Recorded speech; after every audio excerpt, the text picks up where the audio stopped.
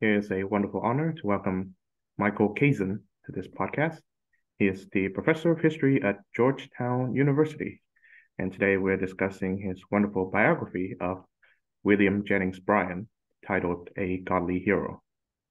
Michael, welcome to the show. How have you been? Thank you, John. Great to be here. Yes, so we're recording the day after Thanksgiving, so I hope you had a wonderful Thanksgiving. Yes, it was great.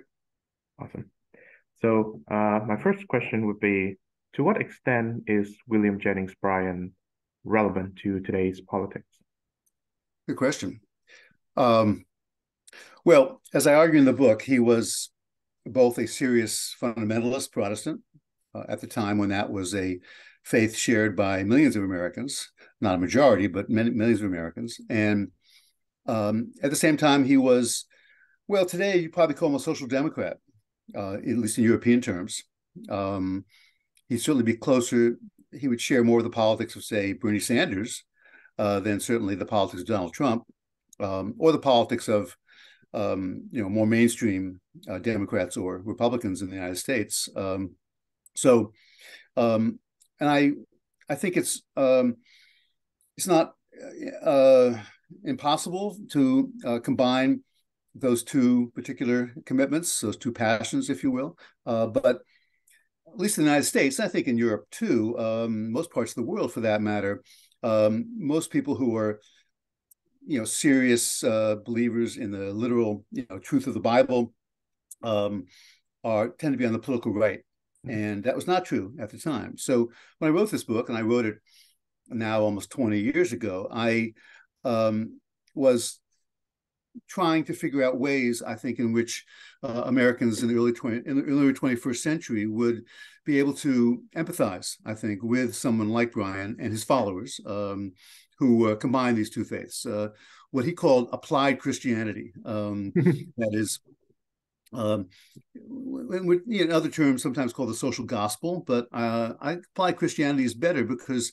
it really meant that if you take the words and the credo of Jesus seriously from his point of view, it means you do want to support labor unions. You do want to support women's right to vote. You do want to support greater equality, at least class equality. And so now there are exceptions in his view. He was very clearly a racist, especially among African Americans, though much less so actually against Asian Americans.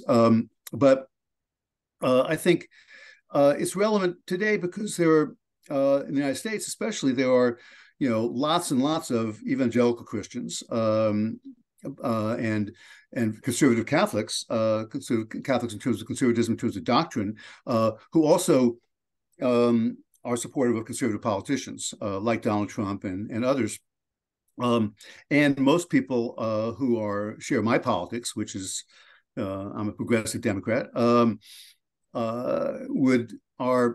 if they're churchgoers or synagogue goers or mosque goers, they tend to do it sort of ritualistically. Their religion doesn't really have a huge impact on their political decisions. In fact, in some ways, they are wary of people on the right who do use their religion to lead them to a particular political position.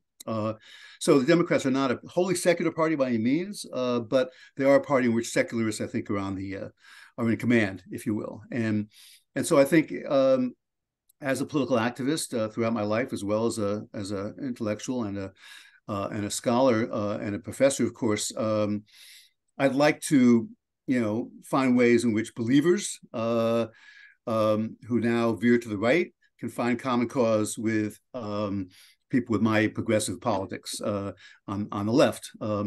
And that was true when I wrote the book 20 years ago, and it's still true today. In fact, even more true, I think, when some people on the right consider Donald Trump to be, a prophet akin to the prophets in the Old Testament, and even compared him to Jesus.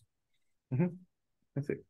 So, someone of Bryan's religiosity, I think, would fit neatly in the Republican voting mold, even down to Definitely. the denial of evolution, which we'll address. But you said in the book that Bryan saw no contradiction between Jesus and Jefferson, so Right. Christianity and democracy. So how would you describe his synthesis?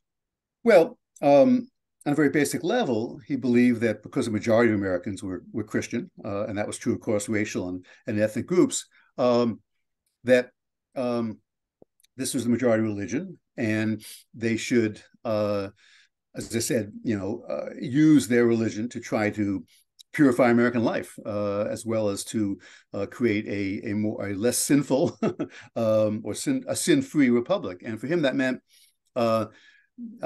he kept quoting Jefferson all the time. In fact, his second favorite book to the Bible was a encyclopedia, as it was called, of Jefferson's sayings, which he gave out to lots of people as gifts. He knew they already had the Bible, but most Americans, of course, had a copy of the Bible at home, but they didn't have a copy of the Jefferson encyclopedia. Jefferson famously was in favor of equal rights for all, special privileges to none, and this was Bryan's doctrine as well.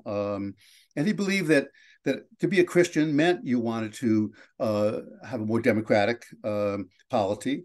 To be a Christian meant you wanted to help workers get a bigger share of the product that they produced with their labors. Also, to be a Christian meant you wanted to outlaw the commerce in alcoholic beverages, the sale and manufacture of beer and whiskey, rum, gin. And for him, that meant doing away with the sort of individual and the selfishness of men primarily who use their wages and their salaries to get drunk and get their friends drunk, whereas their wives and children were going hungry in many cases. So for him, Jefferson's faith in grassroots democracy, which, as we know, was contradicted, of course, by his slaveholding and support for slavery, but his belief system was in favor of grassroots democracy and more equal rights in American society, went together with for Bryan, the sense that a true Christian wanted to use his or her faith to purify, to reform the society, to make it more the kind of society that Jefferson at least wrote about. Mm-hmm. So how could he reconcile his belief in Jeffersonian democracy with his view that blacks were inferior? Well, he was born in 1860.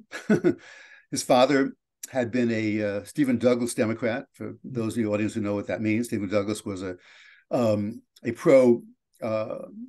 He was not a slave owner himself, but he was a Northern Democrat in Illinois who had this famous debate with Abraham Lincoln, 1858, when they were both running for Senate in Illinois, where he basically, Douglas didn't want to promote slavery, but he thought that every citizens in every state should decide for themselves whether they wanted slavery or not. And that was included states that had just been conquered from Mexico in the War of 1846, 1848.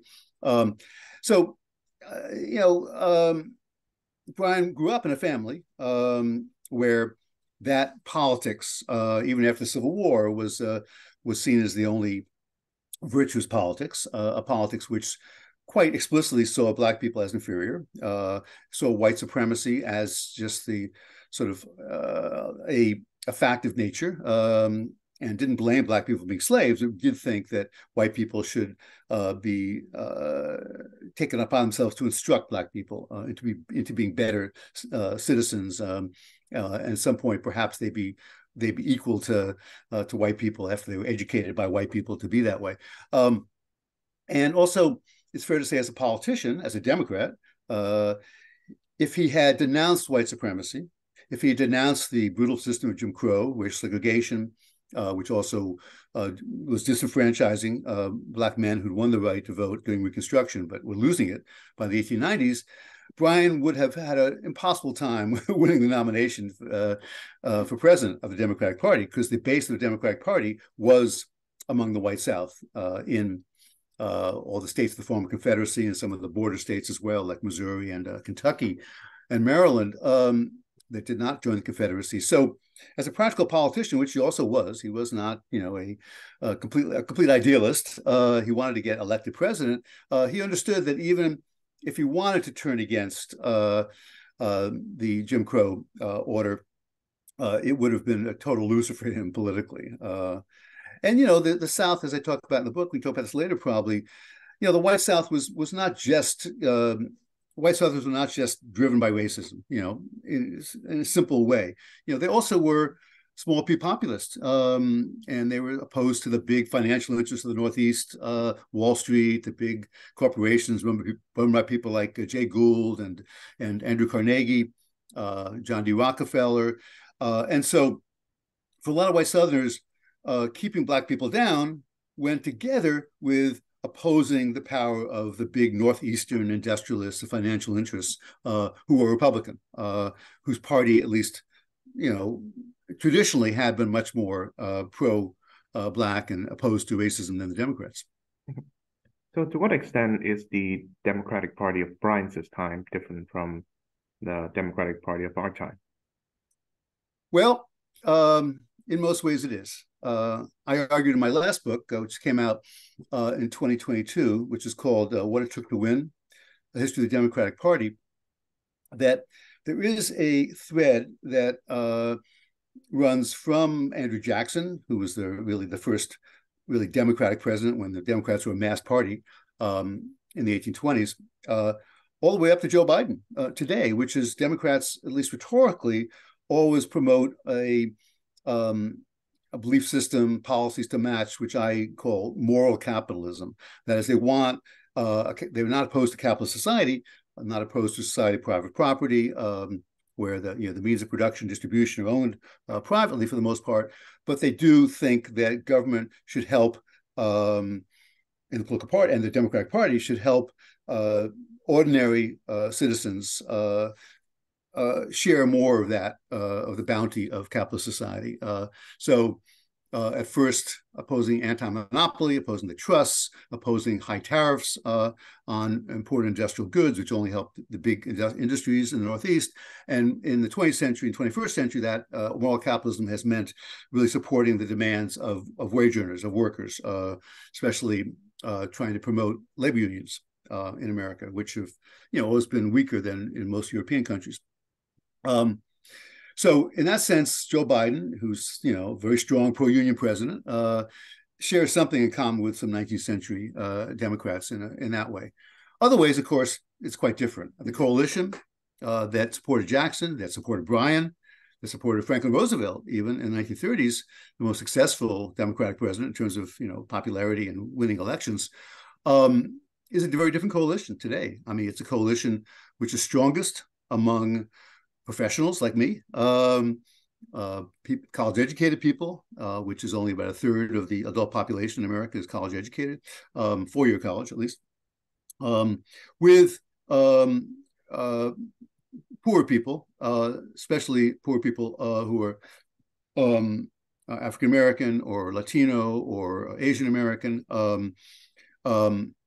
Even there, in the last couple of years or so, Democrats have been losing some support among, quote, people of color, especially poor people of color. But they're still retaining the votes of most, again, educated Black people, most Asian American Black people, Asian American educated people, most Latino educated people. So now the coalition of Democrats is, as I say in my last book, really a cosmopolitan coalition.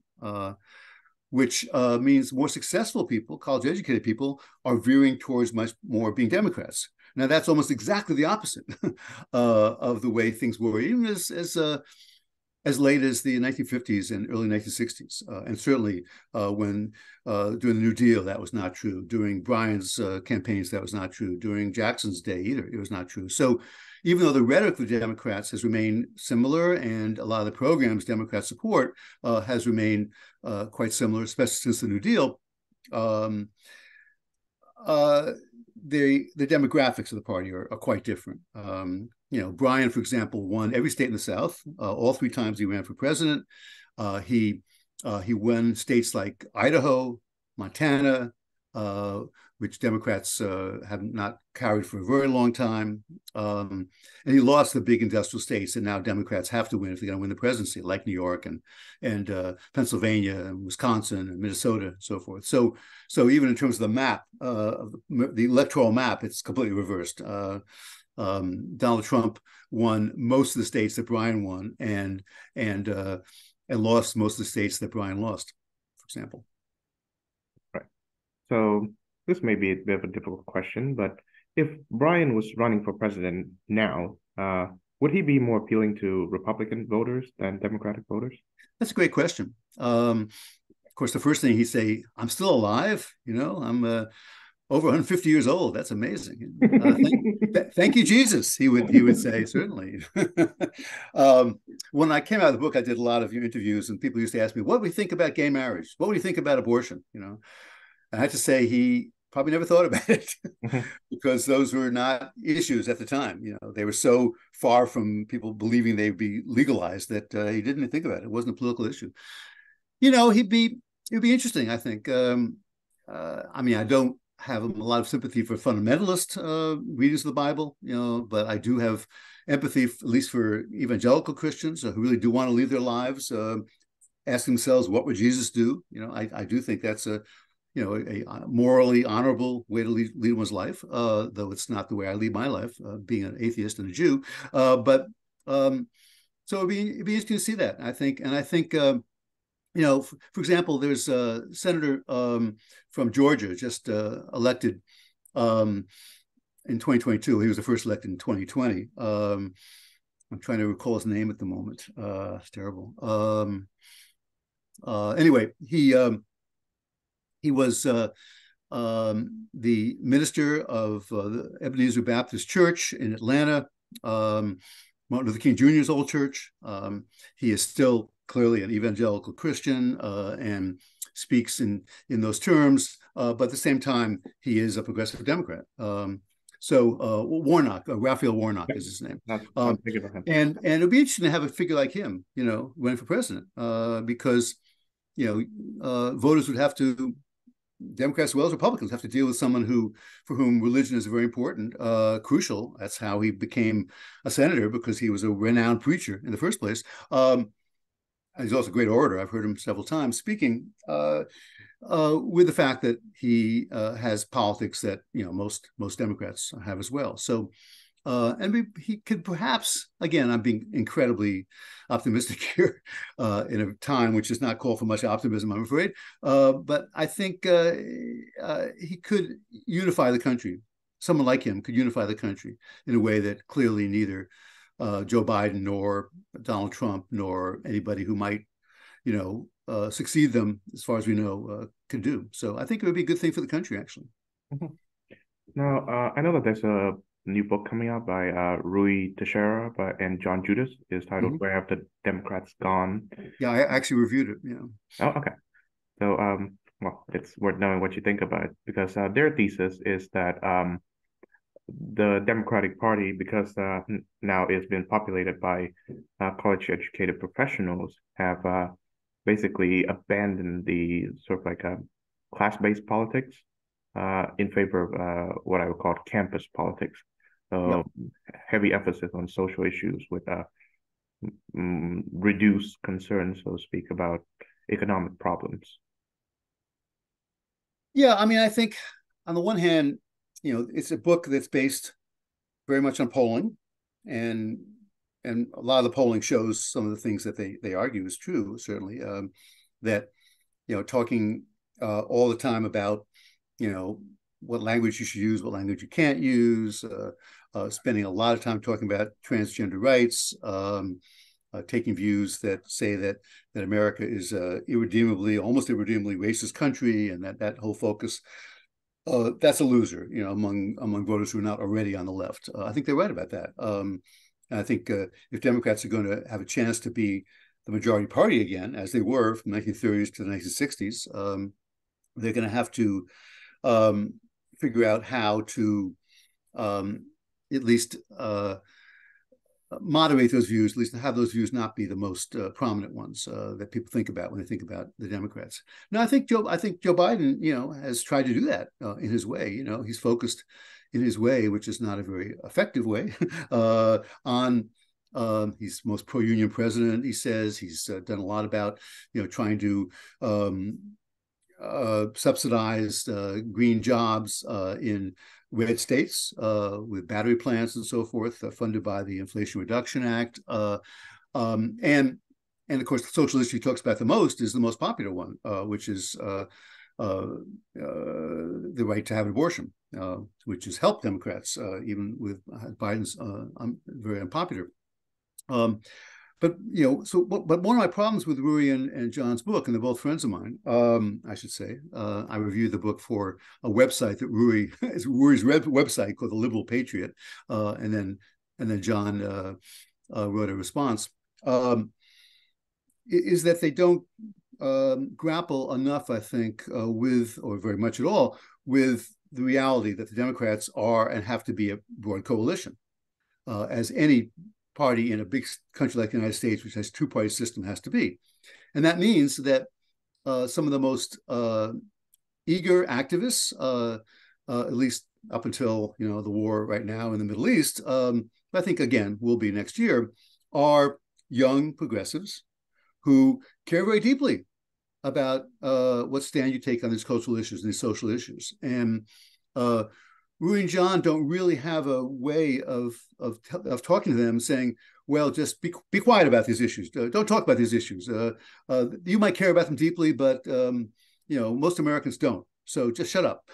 That's not successful. You can't have a successful coalition. You can't keep the people who, after all, will be the future of the Democratic Party, in most cases, people in their 20s and early 30s, and in younger, for that matter, too, just being able to vote next year, for example.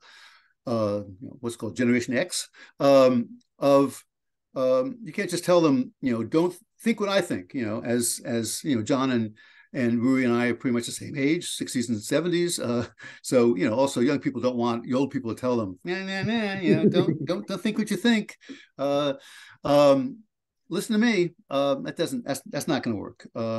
So even though I think they're right that some of the more extreme versions of those views is very unpopular, I think there are ways of talking about them in more moderate ways, ways to say, that because someone's transgender, they still have the right to get any job they want. I mean, most Americans agree with that, actually. And that most Americans agree that, treating people in racist ways is wrong, even though they're not going to agree that America is a white supremacist nation, has always been. So I think changing the way people talk about these issues is a better solution for Democrats than just, not talking about them at all. And sometimes in their book they have ideas about that. Immigration, by the way, is another issue. That's a very hot button issue, obviously, in the United States right now, and for that matter, in Europe too, as recent elections have shown, in the Netherlands, Italy, because Hungary too. So I think they are not thinking about what you might call the political sociology of the problem. They're thinking about just the messaging itself, not who's going to be putting forth those messages and who's going to have to do the hard work of actually nominating and winning elections for Democratic candidates. So that's my, you might say, sort of practical criticism of their book. So as an aside, did Brian believe that the United States is a white supremacist nation? Yeah, he did. Oh, okay. He did. Yeah, he actually gave a talk. I remember an article, I think, in the early 1920s. I write about it in my book, called "White Supremacy," and it's fascinating. He got a letter from a black activist. I have to look back in the book. I don't remember the black activist's name, who was basically saying, "Mr. Bryan, I thought you were for equality. I thought you were for democracy. How can you square that with being a white supremacist?" And as I recall, Bryan did not write back, but it was a kind of eloquent moment, I think. Now, Bryan in the 1920s was in some ways moving to the right.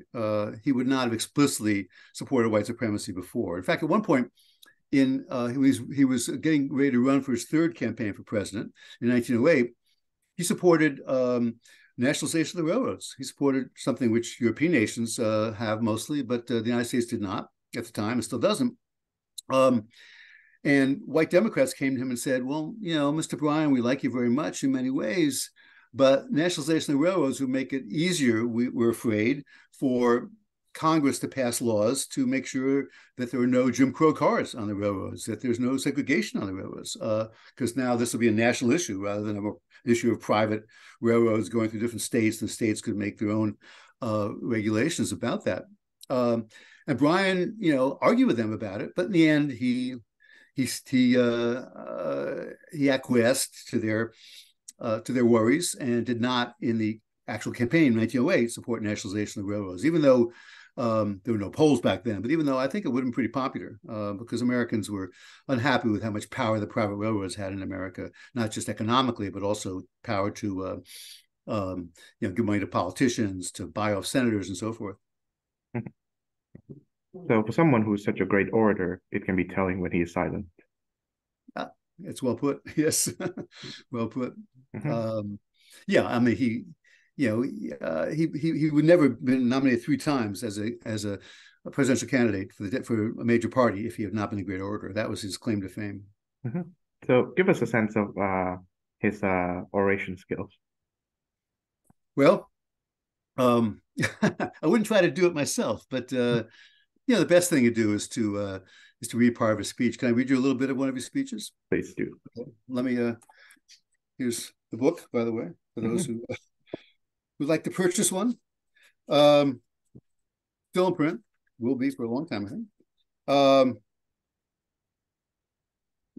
His most famous speech was the so-called Cross of Gold speech, which he gave at the 1896 Democratic Convention, when he, by the way, was not supposed to be in the running to be the candidate for the nomination, but the speech was so powerful that it really lifted him to the nomination.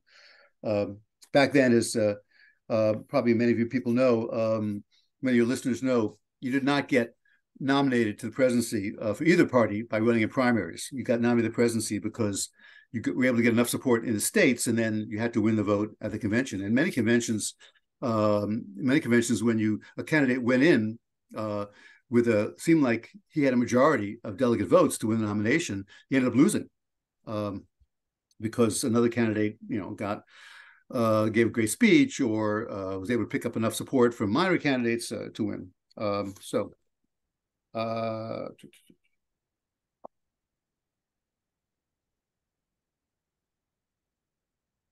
this speech was given to 20,000 people in a convention hall in Chicago in the middle of July, 1896. No fans, no air conditioning, very, very hot. He had to hold his audience.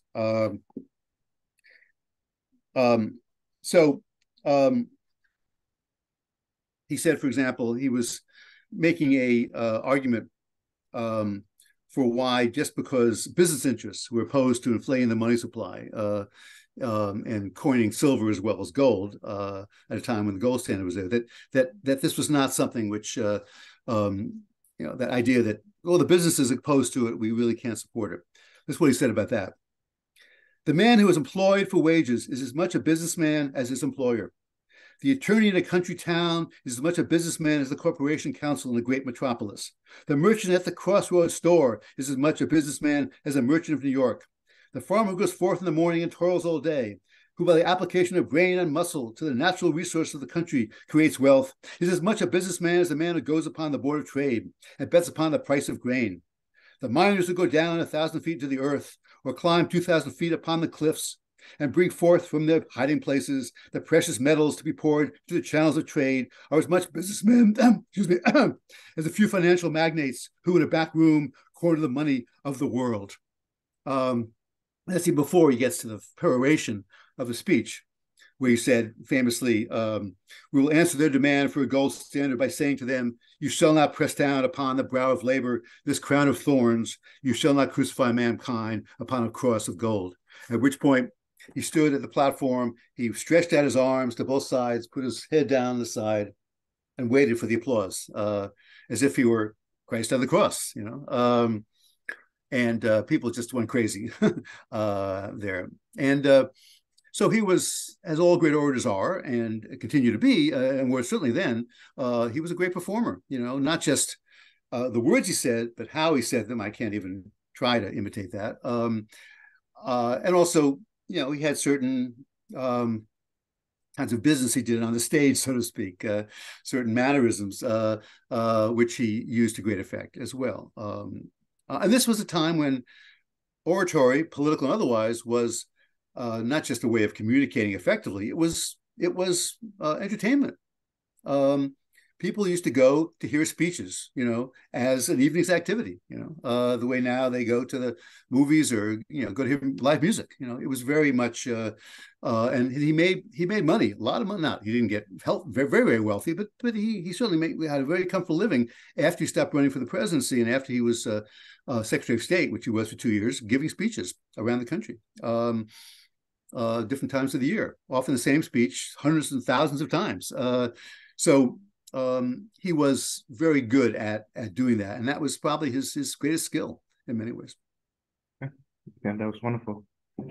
But so, give us a sense of how the idea of the gold standard and bimetallism was a topic of debate. I know this is always when I get to this with my classes with students, it's always the hardest thing to explain, because now, well, of course, now a lot of people use credit cards and debit cards, right? We don't even actually see real currency, or we don't use it as much in many countries. And even now, if you use currency, American money is based on the full faith and credit of the federal government. It's not based on a precious metal somewhere in the federal treasury. But back then it was. Back then, every dollar that was produced either by a national bank, who also could produce dollars if they got a charter from the federal government, or by the federal government, had to be backed up, at least potentially, by a dollar's worth of a precious metal.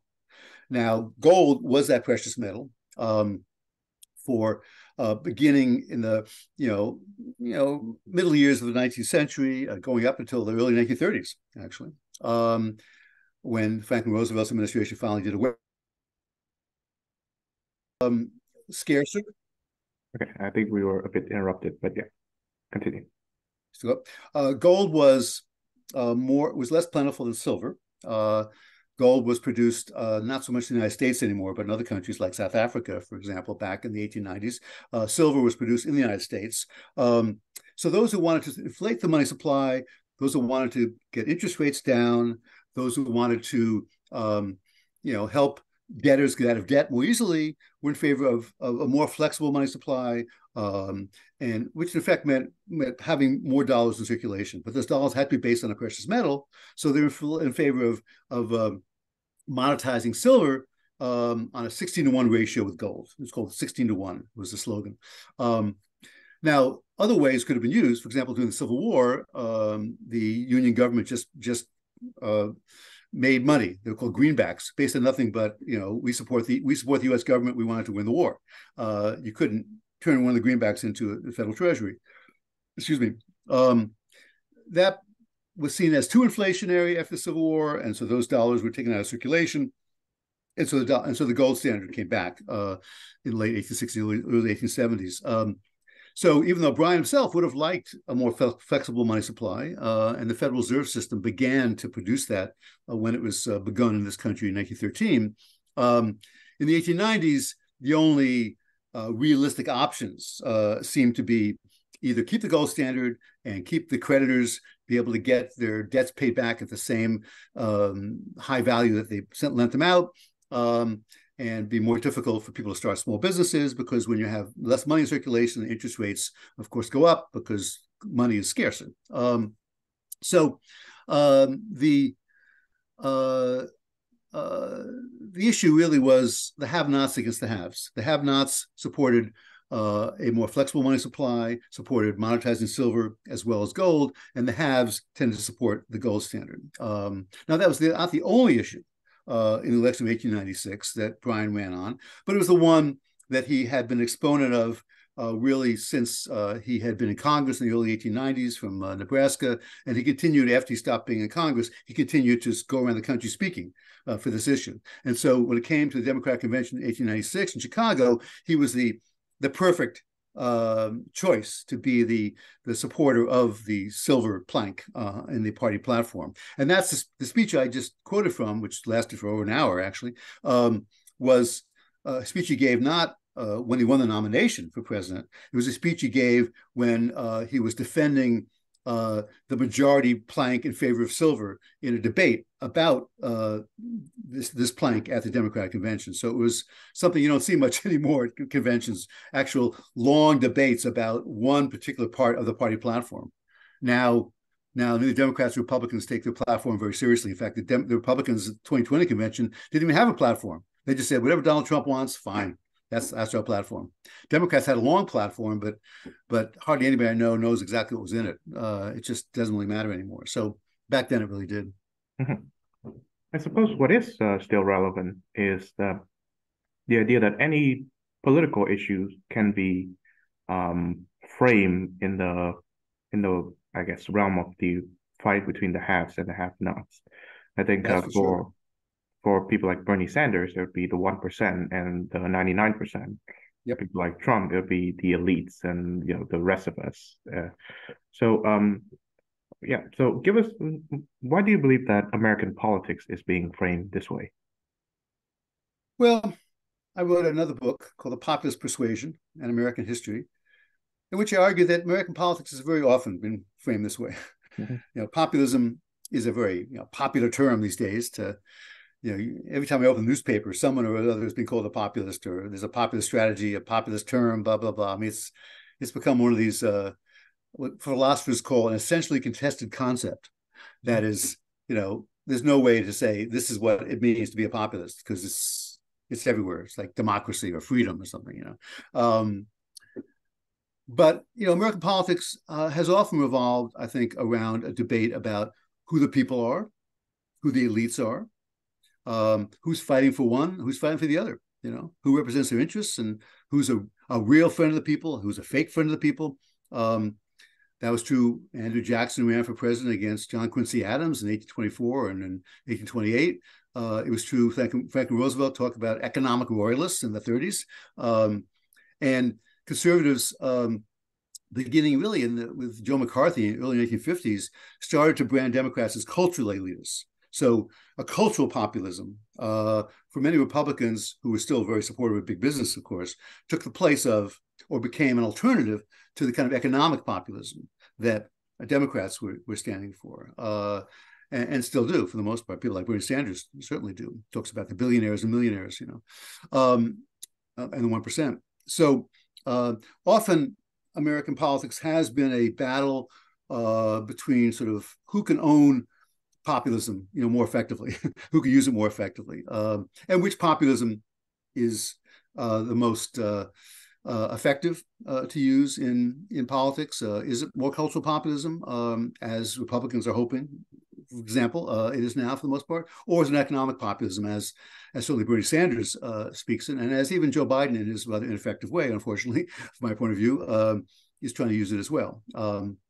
So I don't think the times we're living in, maybe it's historian of me, but I don't think the times we're living in are, in that sense, that different, really, from, let's say, the 1950s and 60s, whereas I write about in my book about populism, both sides try to use different versions of populism against the other one. And so, I mean, a difference now, I think, is that, you have the Republican Party, which is, unless we see a big surprise in the primaries coming up next year, which the Republican Party is very much beholden to Donald Trump, whose populism is almost completely a populism of anger, almost completely a populism against those he considers to be un-American.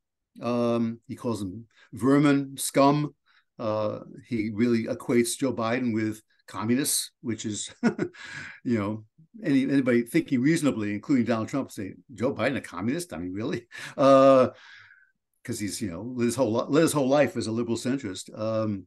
Anyway, so the fact that of course, some people in America on the left are calling Trump a fascist and even calling the Republican Party a fascist party. I don't agree with that, but I think it's a misuse of the term fascism. But it is true that if populism is whatever Donald Trump is saying, then that's a different populism. Then it's really what Trump thinks and says, which really matters, whatever he's saying, as opposed to Trump being the vehicle of a certain politics, which he certainly is as well, because as you know, Orban in Hungary and Le Pen in France, Wilders, whose party just got the most seats in the Dutch election, the Freedom Party in Austria. There are parties in Europe, especially, and to a certain degree, the party which just was successful also in winning in Argentina. They share similar traits in many ways. Calling them right-wing populists is one way of putting it. I'd call them more sort of authoritarian nativist, I think, in many ways. Most of them have, some libertarian economic policies, but some have welfare state policies. So it's a unwieldy assemblage of parties, but I think there's a sort of common villains for all of them.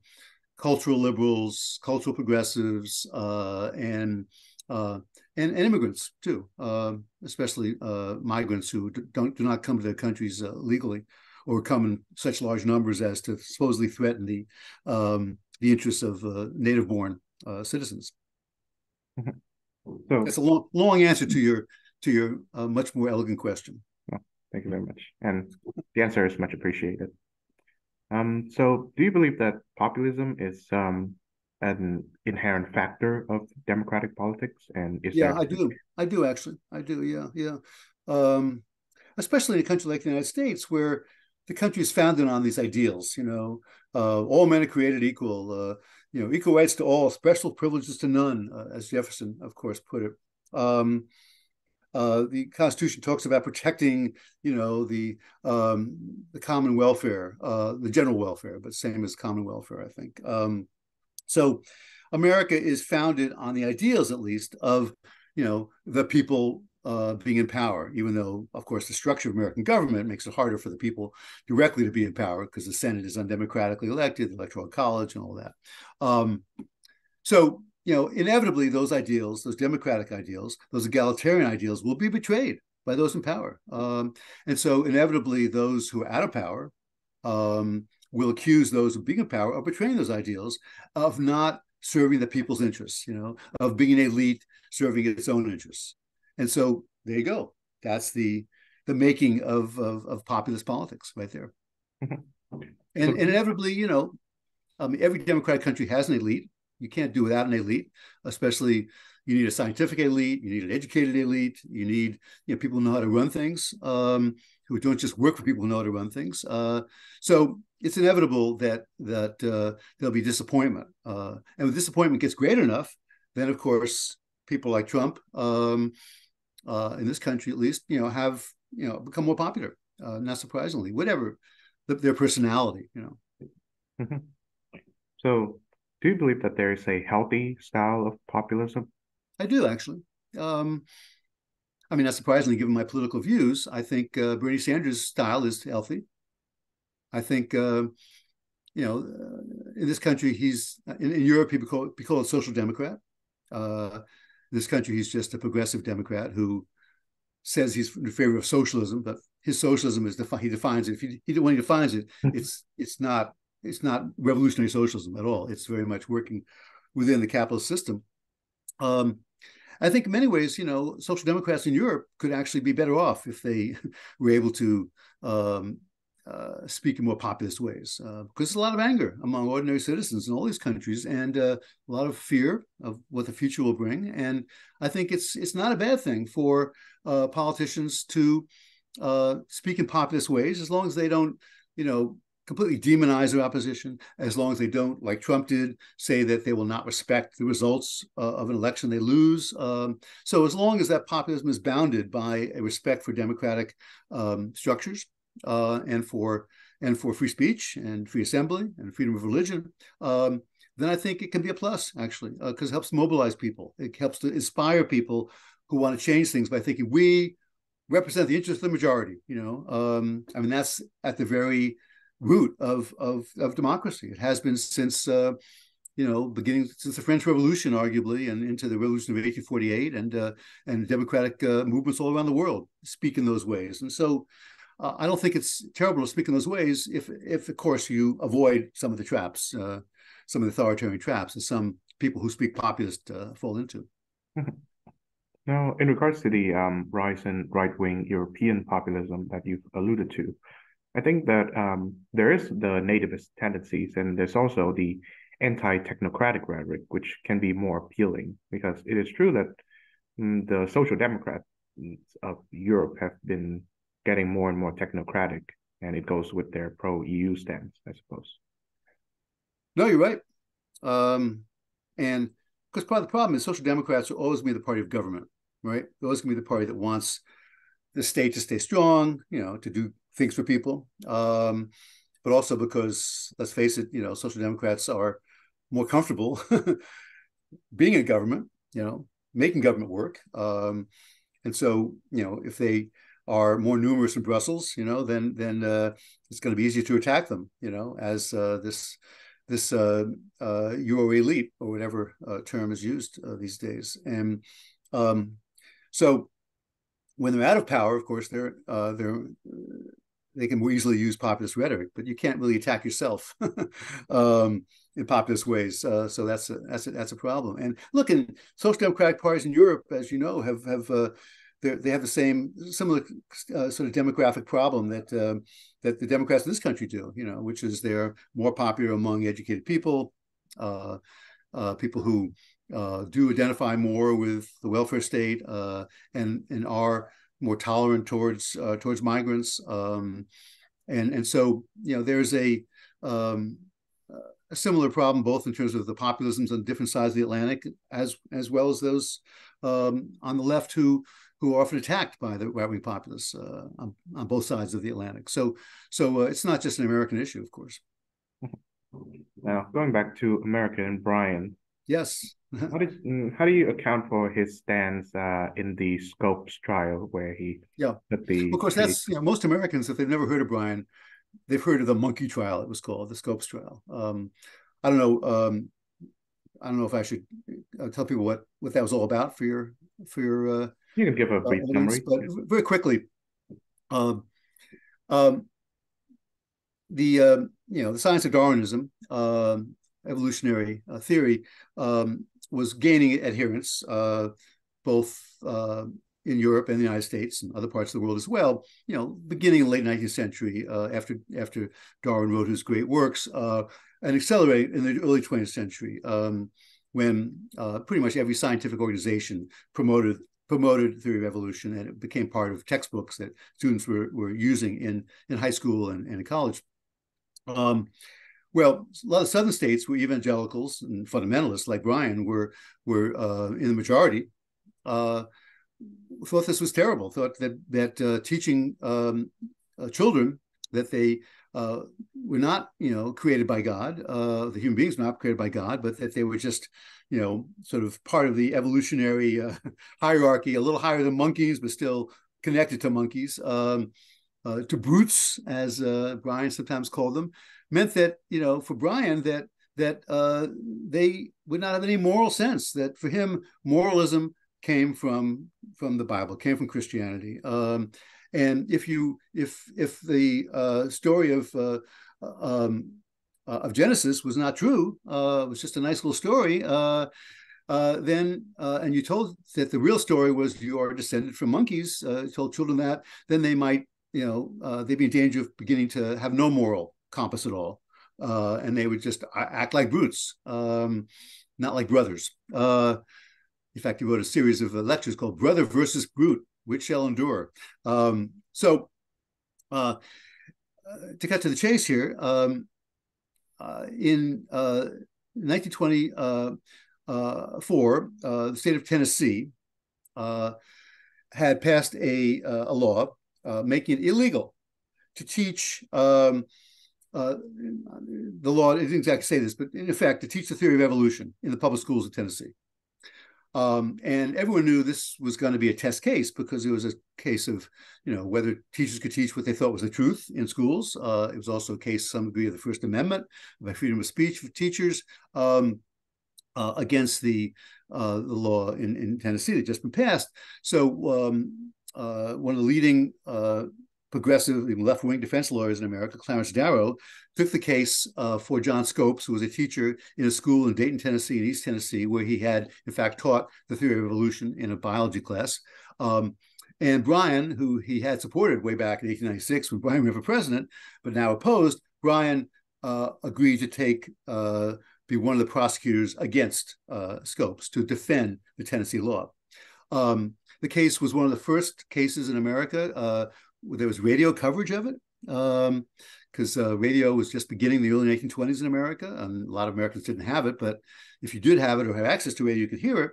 The case went on the trial went on for a couple of weeks, and it became especially famous not just because this was science against religion, but also because these two figures, Darrow for the defense, Bryan for the prosecution, were very well-known figures in America. It was called the trial of the century, and also because Darrow did something very unusual. He decided to put Bryan on the stand for his side, to cross-examine, in effect, very unusual for a defense attorney to cross-examine a prosecutor in a trial. That had, if it had been done before, I don't think it had never been done at such a level, such a prominent level. And in the trial, Bryan did not acquit himself well. He made clear that he really could not answer exactly how old the Earth was. He wasn't quite sure that Jonah had been swallowed by a whale. Maybe it was just a big fish, and other things like that. And he made various statements that, if I had time, I could quote to you from the transcript of the trial.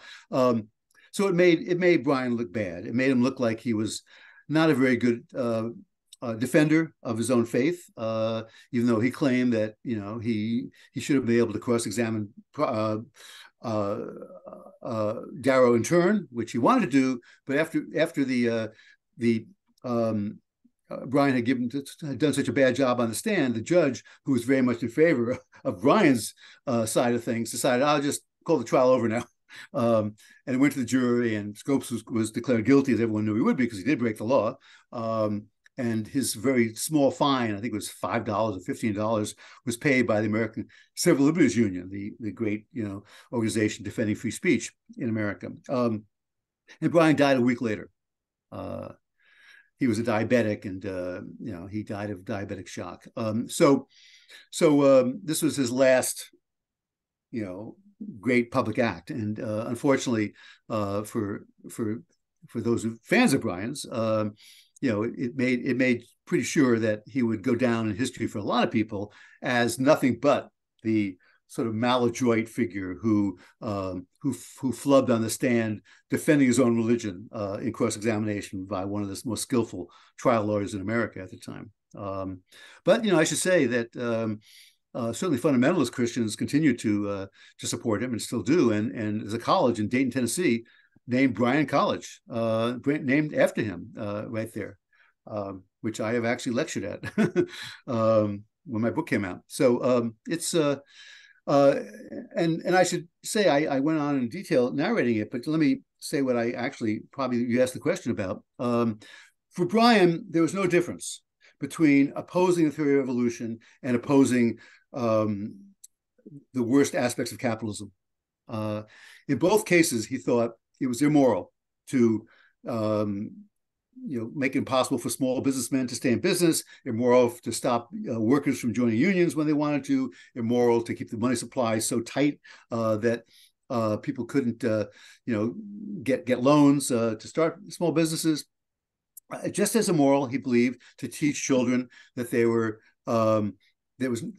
that they were not, supposed to be moral human beings, that they were not created in the image of God, but in the image of a monkey, and that in effect, he believed Darwinism was always social Darwinism, And social Darwinism was a philosophy derived from Darwinism, though Darwin never embraced it himself, which argued that, that survival of the fittest was the first law of nature, that those who had made it to the top of American society were made it to the top because biologically they were superior to everybody else. And so for Brian, those two passions, that is the passion of Christianity and the passion of kind of social democracy, I think you'd say, we're the same passion. For him, these are not in contradiction. So, final question. You quoted Brian in the book, who says, "The great political questions are in their final analysis, great moral questions." So to what extent do you agree with that? Well, that's really what I was just saying, before, I think, is that, he believed that, and very sincerely, I think, and one of the reasons he was so popular among a lot of Americans, so not popular enough to get elected president, but he was really a celebrity politician in a sense that very few politicians were at the time, or even since, for that matter. John Kennedy and Barack Obama and Donald Trump are the ones that come to mind more recently, for example, famous beyond their being politicians, but a certain charisma that attached to them. For him, the only political questions that mattered were moral questions as well. And he wanted to find, the ethical core in any question that came up. And that included questions of war and peace we didn't talk about. It included questions of, relations between the genders as well. As I mentioned, prohibition, of course, of alcohol was a predominantly moral question at the time. Because if you were a good Christian, you supported prohibition. It was pretty much across the board. Whereas if you were, less religious, you usually did not support prohibition. Or if you were part of a religion like, say, Catholicism, which felt that, moderate drinking was fine, then you also opposed prohibition. But most Protestant Americans supported prohibition at the time when America was a Protestant country. So anyway, moralism for Brian was just a superior way of thinking about politics, I think. You want to make America a better country, you want to make the world a better place, you do it by adhering to certain moral principles and finding policies which will back up those moral principles.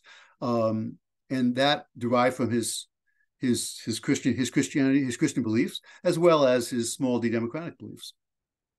Well, on that wonderful note, thank you very much, Professor Michael Kazin of Georgetown University, for joining the show. Thanks. Great questions. I enjoyed doing it.